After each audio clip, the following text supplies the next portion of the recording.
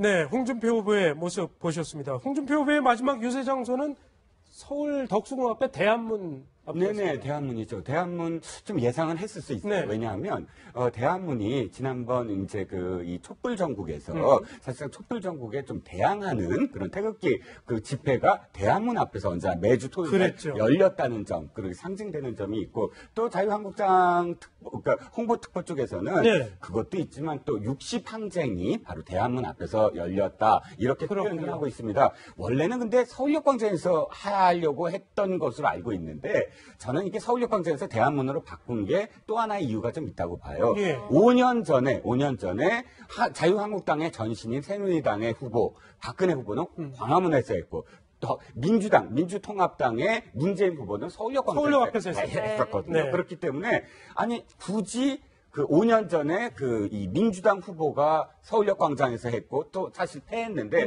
굳이 그거를 이 자유한국당 후보가 그 장소에서 하는 거는 사실 또 징크스도 있고 그렇군요. 또 저게 맞지 않다 이렇게 판단했을 가능성도 있어요. 네. 이 홍준표 후보는 마지막까지 안보 대통령을 강조하면서 보수층에게 지지를 호소했습니다. 한번 들어보시죠.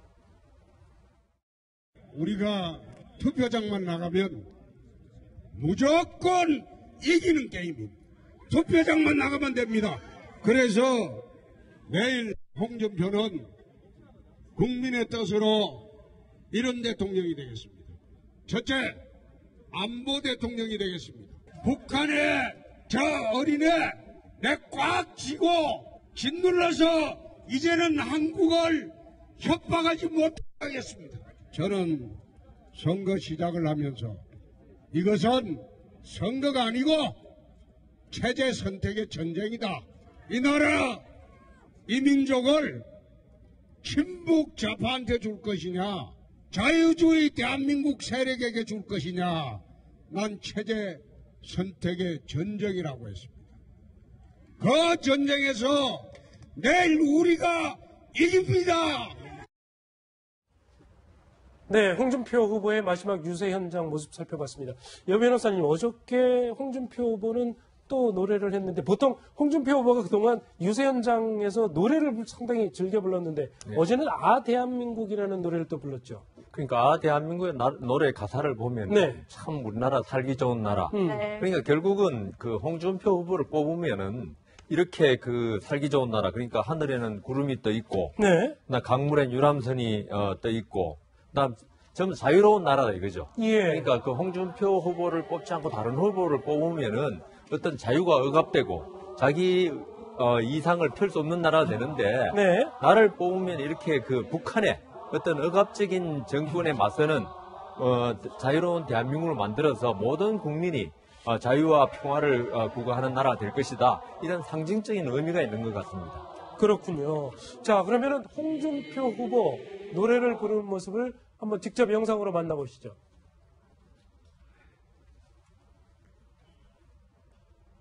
네, 지금 아직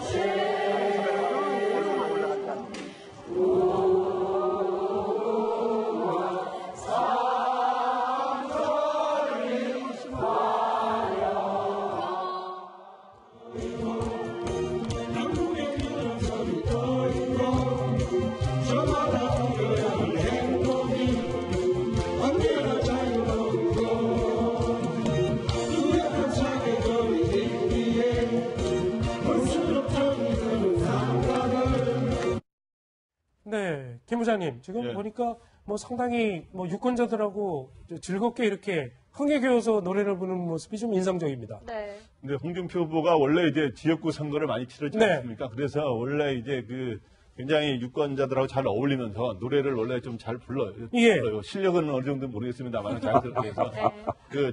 그래서 전국에 가는 곳마다 네. 그 지역에 맞는 어떤 노래를 불러서 관심을 불러일으켰는데 또 어저께는 또 애국가도 불렀습니다. 그 자리에서 네. 일종의 태극기 집회의 성격에 맞게 태극기 집회는 아니었습니다만 그 장소에서 하는 거에 맞게 이제 애국가를 부르면서 뭔가 본인이 주장하는 네. 대한민국을 지키자 이런 거에 맞게 이제 했는데 마침 또 어저께는 더불어민주당 문재인 후보 측에서 광화문 집회를 주최했는데 또 광화문 집회에서도 애국가를 사절까지 부르는 문 후보와 그 지지자들이 함께 네. 사절까지 부르는 게 있었는데 아. 역시 이번에는 홍 후보가 이러한 여러 가지 좌우 이념 대결 이런 걸 강조하고 안보 이런 게 강조하는 과정에서 문 후보에도 안보관까지 이제 공세가 많이 있지 않았습니까? 네. 그런지 어느 후보든 간에 굉장히 안보를 의식하는 이런 네. 움직임을 많이 보였고 그러다 보니까 애국가가 이번에 대선에서 상당히 애창곡이 됐다는 점에서 네. 약간 그 점은 뭐 긍정적인 것 같습니다. 저는 홍 후보가 네. 노래를 잘 부르면 안 됩니다. 못 불러야 됩니다. 네. 우리 그 노래방 가서 있죠. 다른 사람이 부를 때 못 부르면 전부 다 친밀감을 느끼고 예. 아 나하고 같구나. 네. 그 홍 후보가 지금 내세운 게 서민 이미지를 많이 강조하고 있거든요. 네. 서민 이미지라는 게 어떤 노래를 잘 부르고 오페라처럼 아니 가수처럼 성악까지 잘 부르면요. 네. 네. 우리 서민이라고 보지 않습니다. 그래서 홍 후보가 제가 보니까 아까도 그 화면에 보셨지만은 그 가사를 보고 부르시더라고요. 네. 그러면 노래를 못 부른다는 게 지금 입증이 좀 되는 거 아니신가? 원래 모르는 노래일 수 네, 있다라는 모르는 노래일 말씀인 수도 거죠. 있고 노래를 아마 잘하면 절대로 안 되고요. 네. 그런 데 가서는 네. 노래를 못 부를수록 표를 그러니까 친밀감을 느껴서? 네. 그렇죠. 네. 국민들은 친밀감을 느끼죠. 그런데 홍 후보 본인은 굉장히 노래를 잘 부른다고 아, 그게 생각합니다. 그 본래 우리의 음치의 3대 조건 중에 예, 자신은 잘 부른다, 다른 사람 전 못 부른다 하는 거거든요. 그렇군요. 네. 자, 홍준표 후보는 어저께 또 마지막 메시지를 또 어떤 메시지를 내놨습니까? 일단 가장 중요한 게 홍 후보는 나라 교체라는 네. 표현이 굉장히 눈에 들어와요. 그러니까 교체라는 것이 이제 정권 교체다. 이게 문재인 후보의 프레임 아닙니까? 예. 거기에 상대로 해서 나라를 교체한다. 그러니까 어떤 의미냐면 거꾸로 안보를 지켜야 된다. 우리가 보수는 지킨다는 뜻이니까 지금 이 문재인 후보와 대항해서 예. 사실은 안보를 제일 튼튼하게 할 대통령이 누구냐?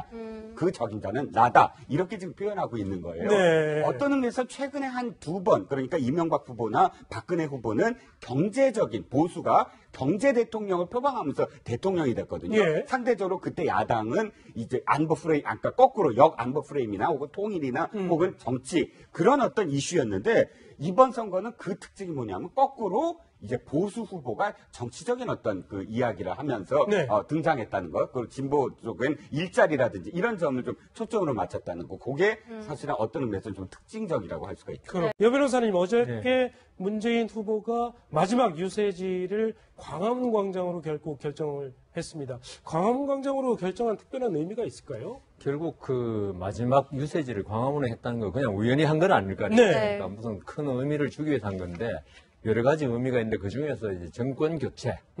결국 여기가 그 어떤 박근혜 정권의 네. 어떤 적폐라고 그러죠 지금. 네. 그 적폐가 가장 적나라하게 지금 표현된 곳이 광화문 광장입니다. 문재인 후보가 쓰는 용어죠. 그렇죠. 그 세월호 그 지금 천막이 있는 곳. 네. 여기서 그 박근혜 정권의 여러 가지 실정도 있지만은 이 세월호가 가장 박근혜 정권에게 타격을 주었고 네. 이게 결국은 뭐 탄핵의 그 원인도 되었지 않습니까? 네. 그래서 아마 광화문 광장을 표시했고 그다음 촛불 민심. 네. 그리고 결국 우리나라 그 국민들이 촛불 민심이라는 게 물론 박근혜 정권에 대한 어떤 비판도 있지만은 정권 교체를 바라는 국민들의 뜻이 그 결집된 곳이다.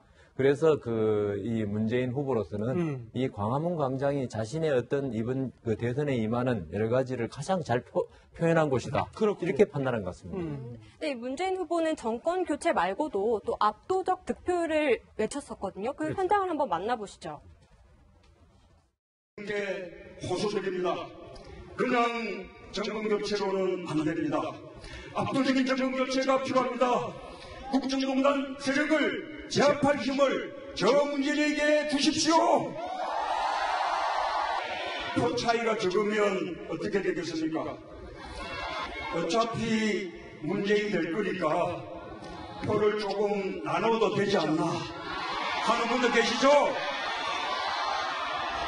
그래도 됩니까? 절대 안 되죠? 네, 문재인 후보의 마지막 유세 현장을 살펴봤습니다. 어제 결국 마지막 유세하면은 이 그동안에 치열했던 선거운동을 총정리하는 이런 현장 아니겠습니까? 마지막으로 호소하는 자리인데 어제 문재인 후보가 마지막으로 던진 메시지는 뭐였습니까?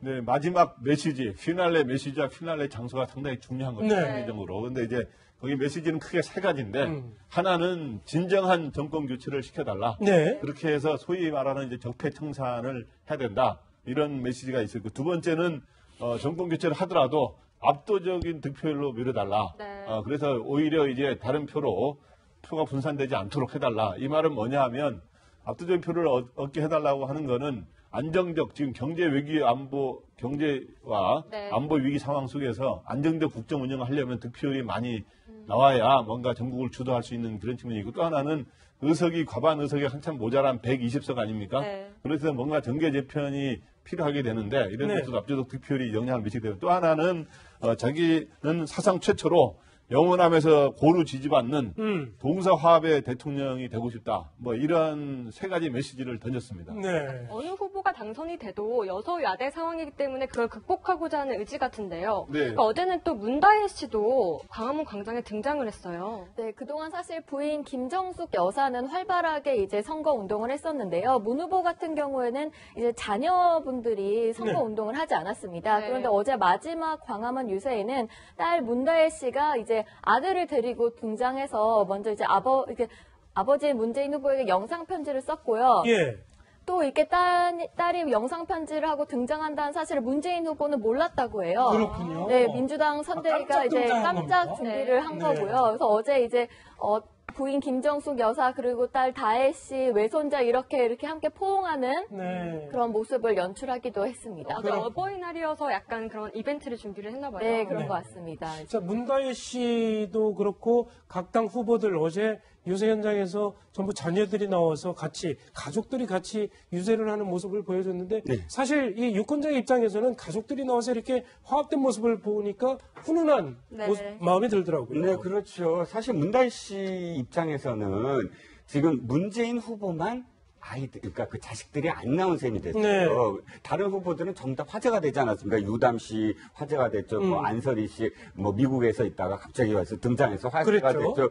또 뭐, 이 심상정 씨 아들, 뭐 이런 네. 식으로 해서 각 그 자식들과 함께 어우러지는 그런 이 선거 유세 장면들이 계속되고 있었는데, 문준용 씨 특혜 의혹과 함께 홍준표 후보 같은 경우, 네. 뭐 문준용 씨를 뭐 지명수배한다 이런 표현까지 쓰면서 네. 문재인 후보의 그런 어떤 공격을 좀 계속 하는 모양새였어요. 네. 한 가지만 소개를 하면 문다혜 씨가 5년 전에는 적극적으로 참여 안 한 이유를 두 가지로 냈거든요. 네. 하나는 아버지 문재인 후보가 안 나섰으면 좋겠다. 정치를 안 했으면 좋겠다. 그 반대하는 입장으로 처음에는 네. 유세에 참여를 안 했고 두 번째는 상대인 박근혜 후보가 홀몸 아닙니까? 그러니까 그냥 결혼도 안 하고 그렇죠. 그런데 자신이 나서면 이건 불균형하다. 이 두 가지 이유를 들어서 5년 전에는 나서지 않았던 것인데 네.